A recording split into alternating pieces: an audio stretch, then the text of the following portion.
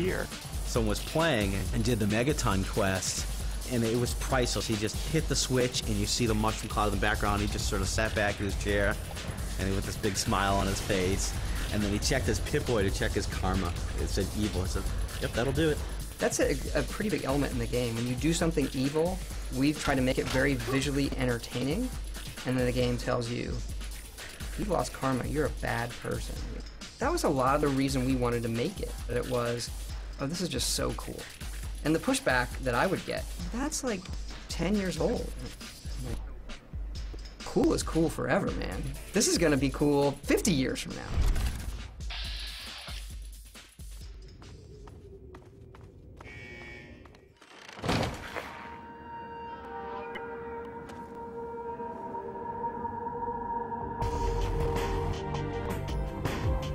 In terms of art design, Fallout 3, we had several goals. One of them was to be true to the original games and to sort of, look at those as inspiration, but at the same time updated to various standards as far as the technology goes, and also just kind of inject a lot more realism and detail that you expect in a primarily first-person game. But as far as the aesthetics go, it definitely was a challenge in terms of creating a huge, destroyed, devastated world that was still pretty, fun to explore, and felt like the DC area. I try to draw what I see in my head, and the part that I see the clearest I tend to draw first. So I try to make things very story-driven, and that'll help me when I'm really, really stumped. I'll say, all right, what do I see in my head? And all right, if we got Ward Cleaver and he's kind of scared, but he found some whiskey and a shotgun. All right, things start to coagulate, and I think a lot of times these characters and situations are really, for me, they're found. And I feel like I'm documenting something that I found, and if it's unclear, it's because, well, I haven't quite found it yet. In terms of the art specifically, we were kind of given a lot of liberty to sort of decide how we want to reinterpret the game, because there's really so much you can do. Jumping up from 64 by 64 pixel sprites to full screen things. So a lot of it was just based on instinct in terms of the artist, and if we're going to redesign a certain character, if we were going to take Mr. Handy and what's the new Mr. Handy going to look like? It's like, we wanted a connection there, but at the same time we want to do something new and take it in a new direction, give it a new spin, just to make it feel a little more fresh. I have an interest in all things 50s because I think there's a certain charisma with the music, with the automobiles, with the clothing style, the sort of jet set Frank Sinatra Rat Pack in a flying car with a martini in one hand and he's going to a big band concert. There's something that's always fun about that. And so designing any of these characters and then throwing them into the wasteland, the dark humor kicked in for me when I imagined Ward Cleaver being pushed out of his bunker, and now he's in the wasteland and he's looking for fresh tobacco for his pipe, and here comes a raider over the top of the horizon. What better kind of thing to draw do you have? I mean, that's a comic book in itself. In the game design, there's an underlying tone of humor which is appropriate for the franchise, for Fallout. It's definitely a staple of it. How we reflect that in the artwork is more subtle, but there are little things that, for example, we were trying to come up with a list of, all right, what sort of objects and clutter items can we use in our urban landscape in DC, just to fill it up, to clutter it up. And our concept artist, Adam, came up with, he did a sketch of like a coin-operated fallout shelter. It's just like a little steel tube that you put 50 cents in, go in and close yourself in, you're in a little one-person fallout shelter in case the bombs happen to drop when you're out shopping in, downtown or something like that. And it's a ridiculous idea, but it's thematically very appropriate for sort of like the culture of the time period, the 1950s kind of naivete that we were trying to achieve. The world is more focused in that it's a very specific area, sort of DC and sort of the surrounding suburbs. It's a large-scale map, and it's a pretty huge world, but it's very tight in that it's basically one region. It's very cohesive. I was thinking of setting it on the West Coast. Emil really pushed, oh, we should do it out here. And I was like, oh, I don't know. I don't know if that has the right Fallout feel, But the more we thought about it, it was, oh yeah, we got to. Who can blow up Washington, D.C. better than us? If you look at the Fallout universe, it was necessary to make a split. To take the series where we wanted to go with it, you wanted to get away from the West Coast. You want to get away from the playground that we knew in 1 and 2. So we came all the way over here. It's what we know.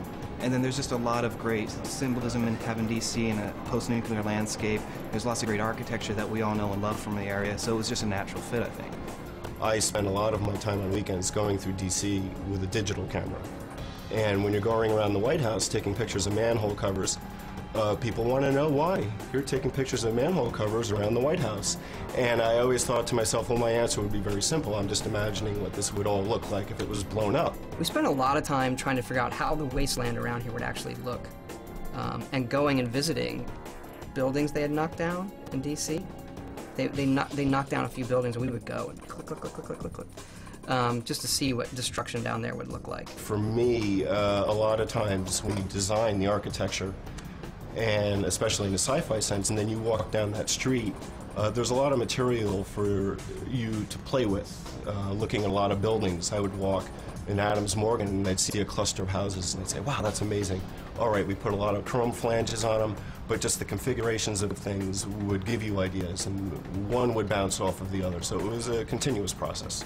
We were able to really stick to the modern vision of DC with just these quirks, this Art Deco stuff that never existed in our world that would have existed in their world if we extrapolate on what these people and their core values are important to them. So the Googie architecture and stuff like that, that all appears. It's there on the sides of the buildings and it's sort of tacked on. So you'll see an ancient neoclassical building that's got metal barricading just sheeted onto the side of it in case of a nuclear strike, like profiteering third-party companies putting coin-operated vault shelters on the side of the street so you can put a quarter in case there's a blast and hide in there. Just lots of neat little things like that we try to do. The landmarks we use and the flavor of it, if you're from around here, there's enough of it where you get it, but not so much that it's any sort of handicap to someone who isn't. And the fact that we kind of had an alternate history helped a lot. So because the Fallout universe splits around 1950, we could take great liberties with DC. So we have all these books in Washington, D.C., so that the things that were pre the time when we split, we're careful about after that. If a certain thing was built after that, we try actually not to even have it. Or we'll build it in a different way, in a way that we think suits the game better, and our excuse would be, well, in our timeline, they built it different. All the majors are there, right? We've got the Jefferson, plays a big part, the Washington, the Lincoln, the Capitol, the White House. More contemporary stuff like the Air Force Memorial obviously wouldn't be there in their world. But we do try and capture inspirations of some things. We have so much fun doing this. It's almost a guilty pleasure for us. It really is the best job in the world. So it's like you feel kind of guilty in the game or like in the Capitol building fighting super mutants and body parts are blowing up. And it's just a big joke. You know what I mean? It's pure escapist entertainment. It's crazy, and you try not to get wrapped up on the seriousness of it. It's a massive world, and there's a lot of small elements that have to be individually created, which will all come together at some point to sort of finish off the spaces, all the cluttering, all the architecture, all the environments, the lighting, the effects. There are so many elements, and that, a lot of it is just kind of, guessing, okay, whoops. That was a big one. A major storm swept through the area. There were 4 separate reports of tornadoes across the region. Get back to down that thing. You don't need computers. Draw it up. Where are you going? Build the triangles and see frame rate.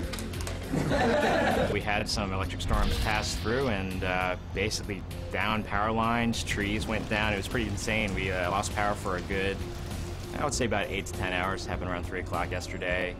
It's a little weird because usually, when it rains around here, we do lose power for like a brief 2-3 minutes. So, it was kind of like business as usual, but then the power never came back. At this point, I don't see a lot of changes affecting data side. No one should be waiting on it. And if it's that important, we'll bring it over. We have a big milestone coming up next week. So that meeting actually was all about how do we get the game ready for this milestone. And, there are people who will stay here as late as they need to and to get stuff done. We've had stuff like this happen before. We've put builds on planes and flown people, to save time. It's amazing the things that you'll do to get things done. When the power went out the other day, a bunch of us went over to well, let's get out of here, the power's out. So we went over to the supermarket, and the power was out there. But they had enough emergency power to run the cash registers. So they're feel free, you can buy whatever you want, but all of the aisles are dark. So we start walking the aisles, and I you know, do you have like a, you know, Starbucks bottle thing? Something? I need some coffee. So we start wandering the aisles. It's all pitch black, and I'm using my iPhone as like a flashlight. And I said to one of the guys, like, "This is how the world ends, man. This is cool." Like, right in the game. Like, what else should we get? And one guy's like, antibiotics. You know, like, get antibiotics before food. And we're like working it out in the aisle at Safeway. Just the other day. So yeah, sometimes it creeps into your head.